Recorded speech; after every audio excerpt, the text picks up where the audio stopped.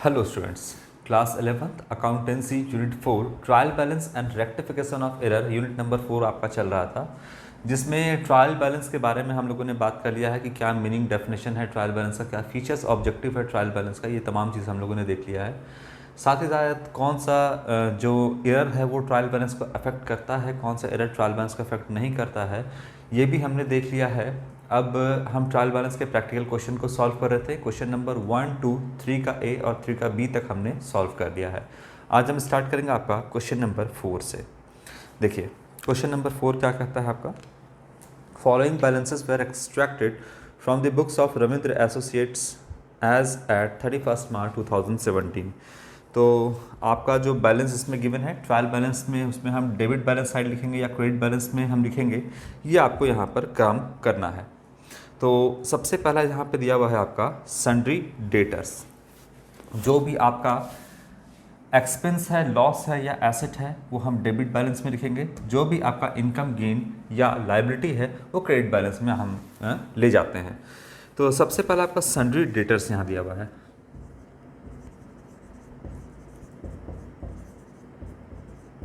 Sundry debtors asset होता है sundry debtor, इसका हमेशा जो बैलेंस होगा वो डेबिट बैलेंस शो करेगा। 4,10,000 यहाँ पर अमाउंट है, डेबिट साइड में लिख देंगे 4,10,000। डेटर क्या है, सन्ड्री डेटर क्या है, जो आपका, मैंने इस बात को भी आप साथ ही साथ ध्यान रखना कि कौन सा एसेट है, वो करंट एसेट में होगा या फिक्स एसेट में होगा। तो हम लोगों ने unit number 1 basic accounting terms में जो भी एसेट है, लायबिलिटी है, ये सब कुछ हमने देखा था।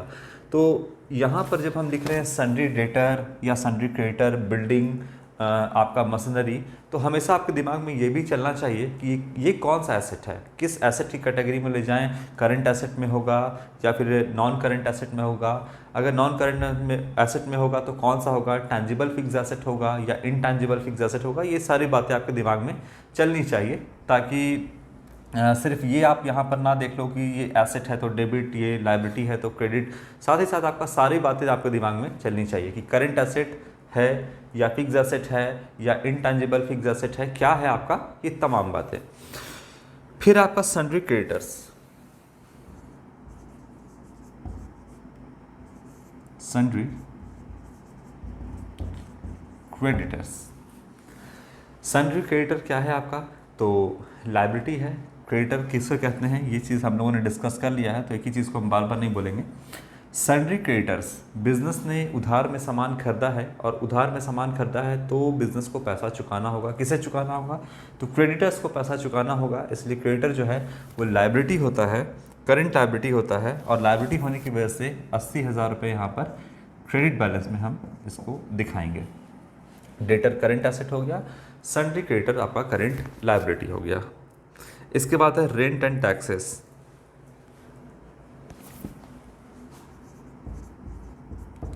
रेंट एंड टैक्सेस ये क्या है, बिजनेस के लिए एक्सपेंस है, तो एक्सपेंस होने की वजह से ये कौन सा बैलेंस शो करेगा, डेबिट बैलेंस शो करेगा। 48,000 रुपीज़ का यहाँ पर डेबिट बैलेंस होगा इसका।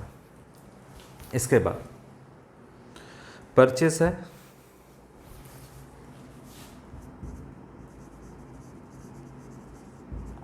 परचेस है यहाँ पर। परचेस हमेशा डेबिट बैलेंस शो करता है। 34 लाख रुपीज़ का यहाँ पर परचेस है, दिखा रहा है डेबिट बैलेंस में 34 लाख रुपीज़ यहाँ पर मैंने लिख दिया। इसके बाद है परचेज है तो डेबिट बैलेंस, परचेज रिटर्न तो उसका क्रेडिट बैलेंस होगा। उसी तरीके से सेल्स होगा तो क्रेडिट बैलेंस, सेल्स रिटर्न का डेबिट बैलेंस शो करेगा। तो यहाँ पर आपका देखिए आगे दिया ही है सेल्स, ये कहाँ पर जाएगा आपका, क्रेडिट साइड में। 56 लाख रुपीज़, 56 लाख का सेल हुआ है यहाँ पर, 56 लाख रुपीज़, ठीक है। इसके बाद ट्रेड एक्सपेंसेस,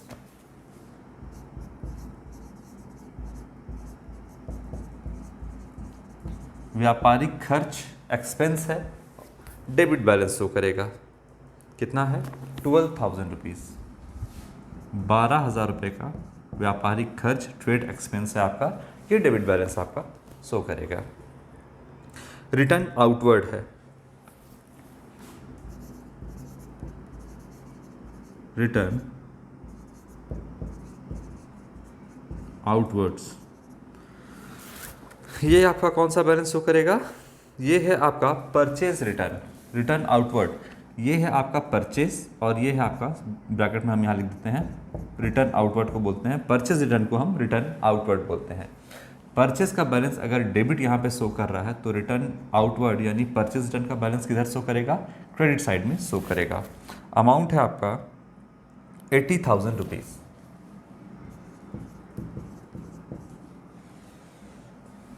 ठीक है, इसके बाद है रिटर्न इनवर्ड्स।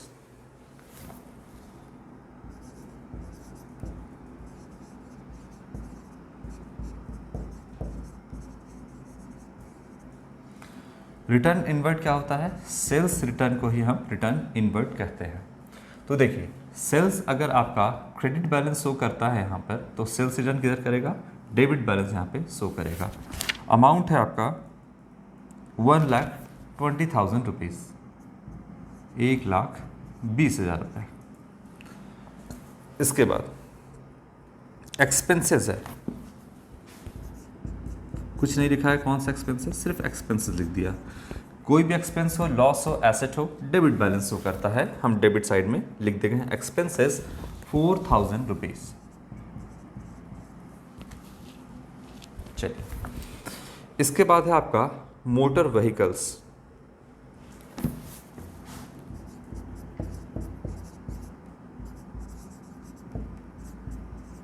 मोटर व्हीकल्स, ये आपका अमाउंट है दिया हुआ 6,50,000 रुपीज़। मोटर व्हीकल क्या है? एसेट होता है। कैसा एसेट है आपका? टैंजिबल फिक्स एसेट है। तो ये कौन सा बैलेंस शो करेगा? आपका डेबिट बैलेंस शो करेगा। टैंजिबल हो, इनटैंजिबल हो, उससे कोई लेना देना नहीं है। एसेट जो है ये ट्रायल बैलेंस में आपका डेबिट बैलेंस में ही होगा। 6,50,000 रुपीज़ का एसेट को दो भागों में बांटा गया है, एक आपका करंट एसेट और एक आपका नॉन करंट एसेट, जिसको फिक्स एसेट भी बोलते हैं। तो चाहे करंट एसेट हो, नॉन करंट एसेट हो, चाहे टैंजिबल फिक्स एसेट हो, चाहे इनटैंजिबल फिक्स एसेट हो, ट्रायल बैलेंस में आपका डेबिट साइड में ही दिखेगा। तो मोटर व्हीकल हो गया। फिर आपका इलेक्ट्रिसिटी,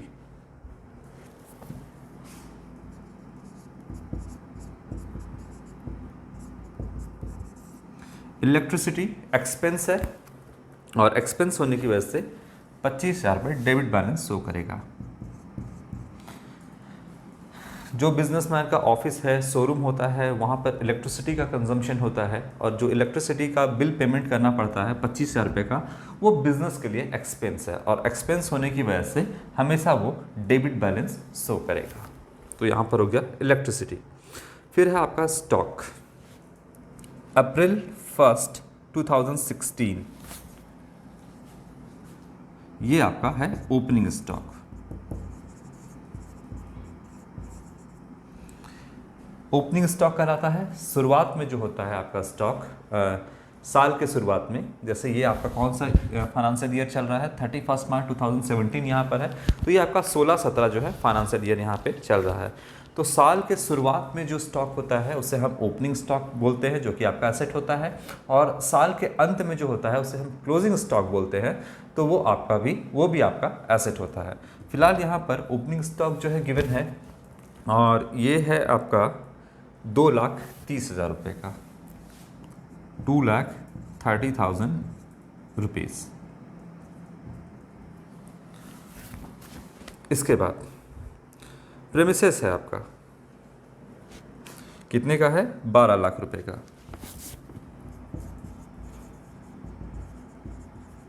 प्रेमिसेस हो गया, जैसे बिल्डिंग होता है, बिल्डिंग के साथ एक कैंपस लगा हुआ है आपका, तो उसी को हम प्रेमिसेस कहते हैं यहाँ पर। मतलब जो आपका ऑफिस है या जो बिल्डिंग है उसके साथ ही साथ एक एरिया होता है आपका साथ में लगा हुआ, जो कि परिसर कहलाता है, हिंदी में से परिसर बोलते हैं, वो आपका प्रेमिसेस कहलाता है।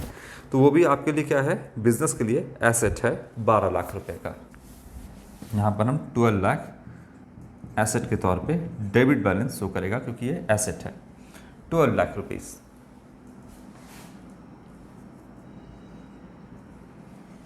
ओके।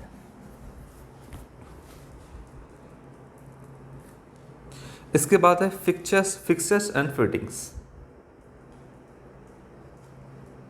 ये भी एसेट है, डेबिट बैलेंस शो करेगा।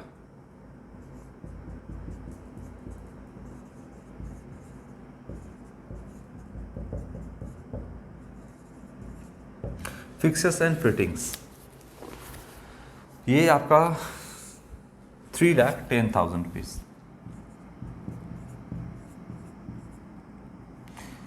बेसिन हो गया आपका, छोटा मोटा जो सामान आप लगाते हो दुकान में रखने के लिए, फिटिंग्स वगैरह जैसे बल्ब का होल्डर हो गया, ये सब कुछ आपका फिक्सर्स एंड फिटिंग्स में आता है।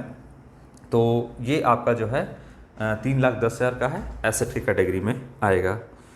फिर है आपका bad debts return of.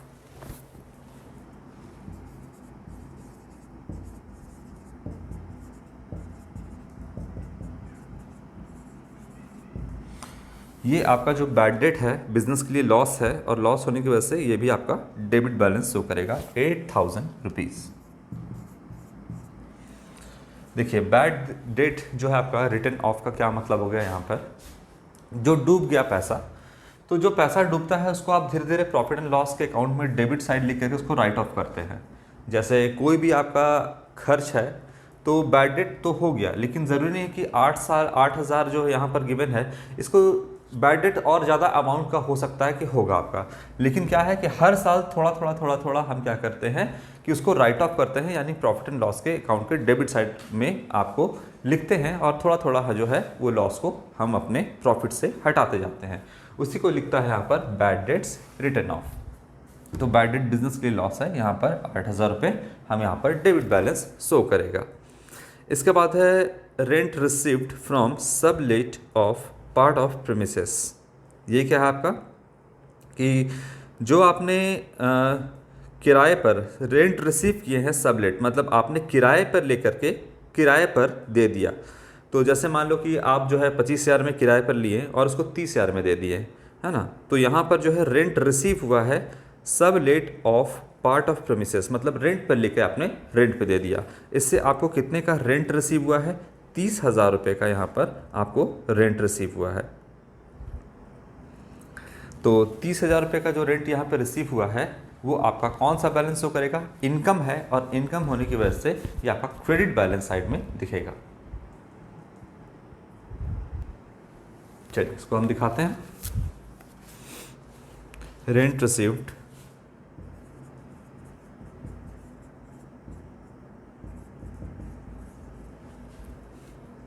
From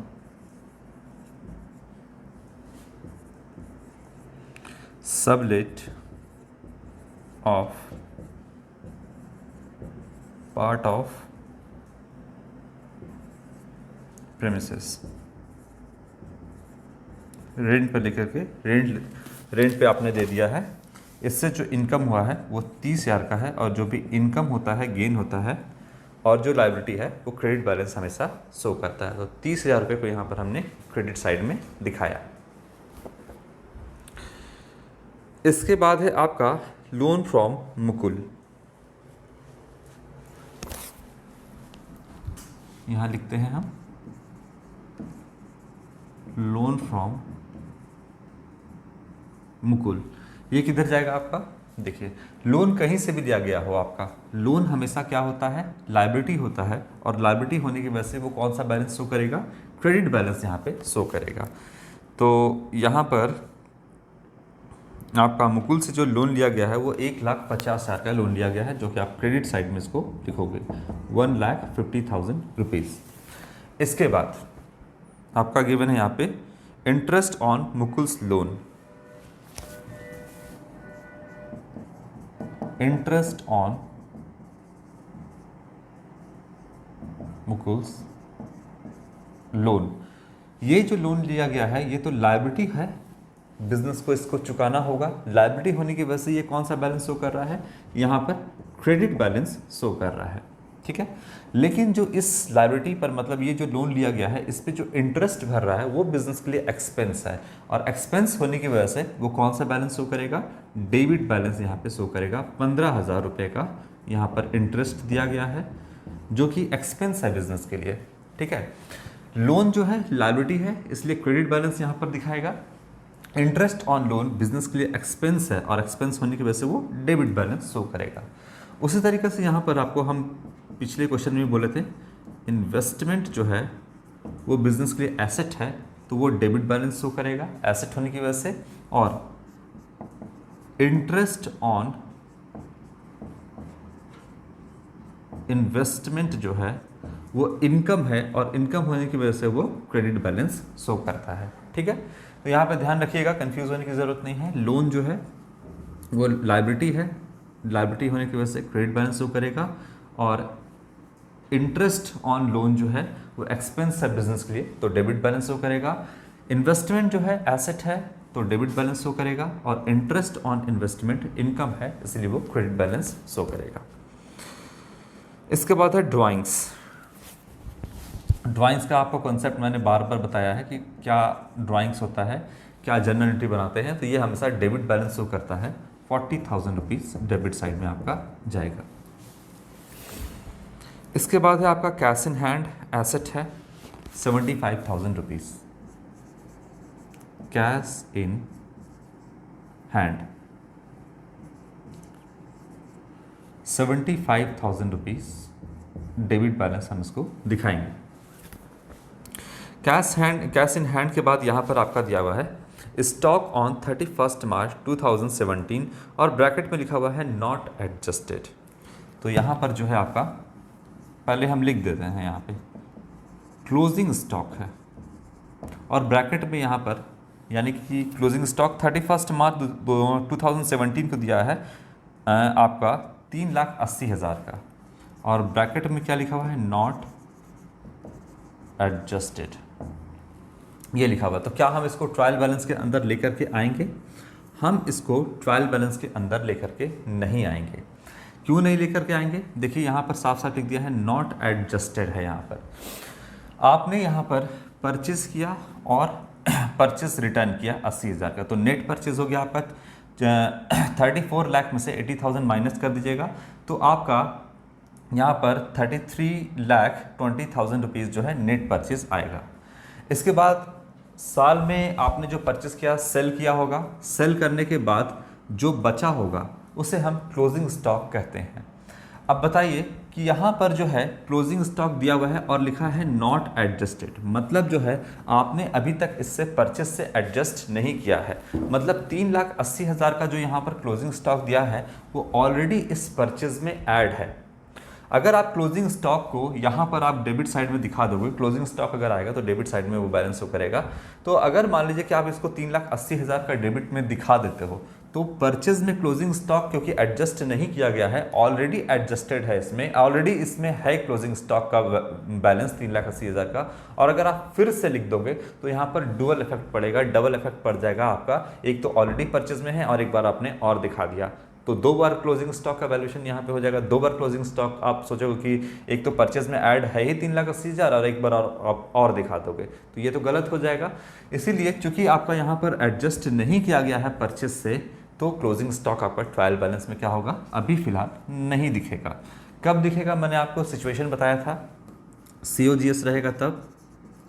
COGS में कैसे एडजस्टेड कैसे हो गया यहाँ पर, तो ओपनिंग स्टॉक प्लस इसमें लिखते हैं नेट परचेज।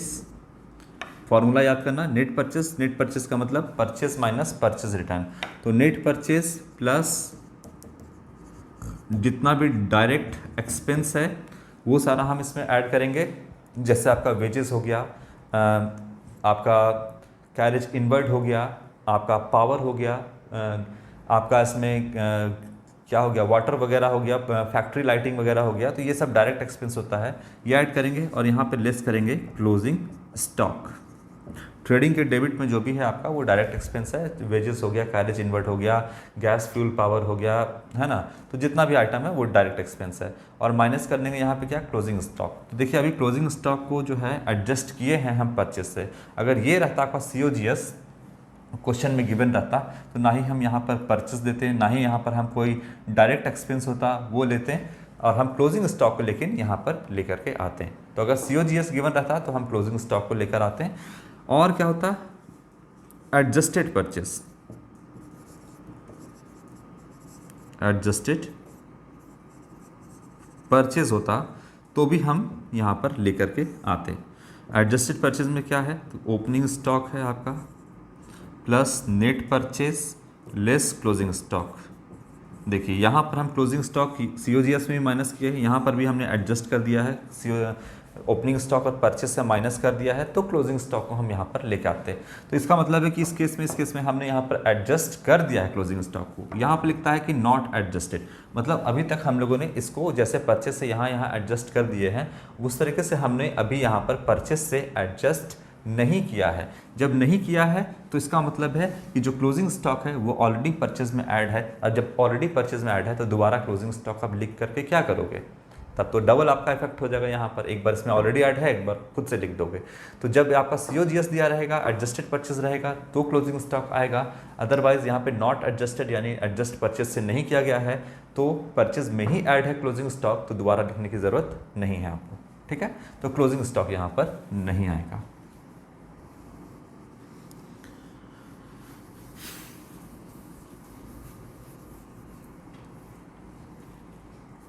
ठीक है, अब आपका जो है डेबिट बैलेंस जो है और क्रेडिट बैलेंस दोनों को मैच करना चाहिए, तो जाकर के आपका यहाँ पर ट्रायल बैलेंस करेक्ट होगा। तो चलिए डेबिट बैलेंस और क्रेडिट बैलेंस को हम मैच कराते हैं, देखते हैं मैच करता है या नहीं।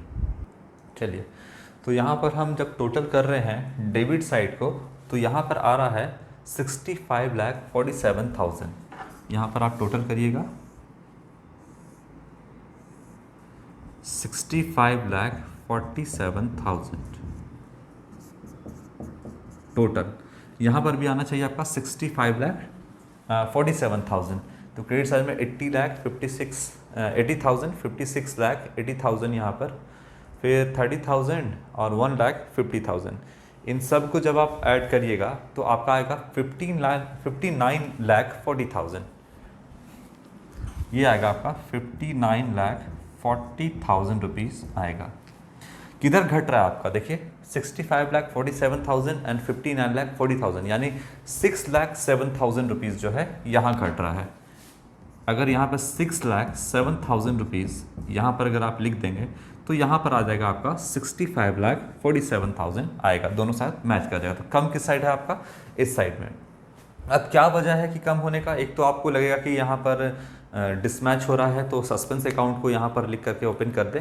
लेकिन देखिए कोई भी बिजनेस बिना कैपिटल के नहीं चलता है, और देखिए तो आपका कहीं भी कैपिटल दिख रहा है, सन्ड्री डेटर दिख रहा है, सन्ड्री क्रेडिटर्स दिख रहा है, rent and taxes, purchase, sale, trade expense, return, outward return, inward expense, motor vehicle, electricity, opening stock, premises, fixtures and fittings, bad debt आपका है, रेंट रिसीव है आपका यहाँ पर, लोन फ्रॉम मुकुल है, इंटरेस्ट ऑन मुकुल लोन्स है यहाँ पर, ड्राइंग्स है, कैश इन हैंड है। तो ऐसा तो नहीं है कि जो ऑनर होगा उसका कैपिटल यहाँ पे होगा नहीं, कैपिटल तो ज़रूर होगा। तो ज़रूर ये जो डिसमैच हो रहा है वो कैपिटल होगा, बिजनेस का कैपिटल अकाउंट जो बिजनेस ऑनर का होगा वो होगा बिजनेस में। तो देखिए यहाँ पर लिखिए आप कैपिटल अकाउंट भी होगा बिजनेस का, ऑनर का, और ज़रूर ये क्या होगा क्रेडिट साइड में आपका कैपिटल, क्योंकि कैपिटल तो होना ही चाहिए। तो आप सीधा सस्पेंस अकाउंट यहाँ पर ओपन मत कर देना, देखना कि पहले यहाँ पर कैपिटल गिवन है या नहीं गिवन है। कैपिटल नहीं गिवन है तो ज़रूर अगर क्रेडिट साइड में आ रहा है तो यहाँ पर कैपिटल ही आपका होगा। तो यहाँ पर लिख दो आप 6,07,000, तो यहाँ पर आपका ये टोटल मैच कर जाएगा 65,47,000 रुपीज़। तो यहाँ पर आप देख लेना कि कैपिटल है या नहीं। कैपिटल अगर नहीं रहेगा और क्रेडिट साइड में कम हो रहा है तो ज़रूर वो कैपिटल ही होगा, क्योंकि ऑनर का आपका जो अकाउंट है वो बिजनेस में होता है, जिसे हम कैपिटल अकाउंट कहते हैं, और कैपिटल होना ही होना है बिजनेस में। ठीक है, तो यहाँ पर जो है आपका कैपिटल क्रेडिट साइड में आपका 6,07,000 होगा। कैसे पता चला, तो आपका 65,47,000 में से 59,40,000 रुपीज़ को हम माइनस किए हैं।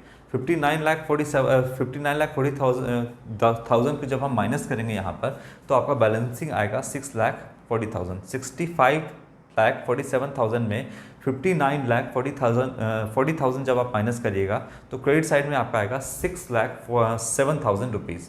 तो जब आप इसमें से माइनस करिएगा तो क्रेडिट साइड में आपका आएगा क्या, 6,07,000, जो कि आपका कैपिटल ही होगा। तो यहाँ पर इस तरीके से करके ये कैसे पता चला, तो बैलेंसिंग फिगर से यहाँ पे लिख दीजिएगा, बैलेंसिंग फिगर से ये हमको पता चला। इतना में से 59,40,000 जब हम माइनस किए, बैलेंस किए, तो पता चला कि 6,07,000 का डिफरेंस है, जो कि आपका क्या होगा, कैपिटल होगा, क्योंकि आपका कैपिटल जो है वो गिवन नहीं है। तो ये आप इस तरीके से यहाँ पर ट्रायल बैलेंस जो है क्वेश्चन नंबर 4 हमने सॉल्व कर लिया है। क्वेश्चन नंबर 5 जो है नेक्स्ट वीडियो में हम सॉल्व करेंगे। Thank you.